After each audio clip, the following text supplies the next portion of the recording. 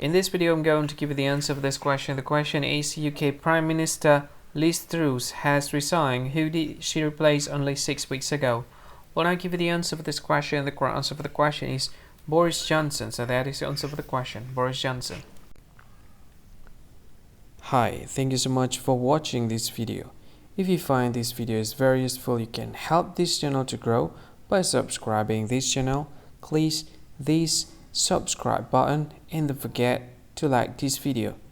And if you find this video is not really good, or you don't really like this video, or you kind of feel that it's a little bit offensive or something like that, you can click this one, dislike button. You can do that anyway.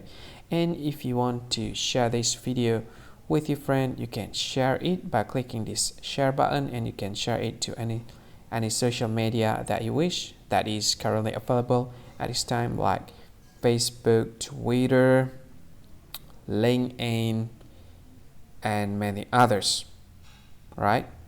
And if you want to add this video to your playlist, you can click this one. You can watch this video later, and you can find more options by clicking these 3 dots. And yeah, don't forget to subscribe. I think that's all of it. Thank you so much for watching this video, and see you again in another video. Bye bye. See you again.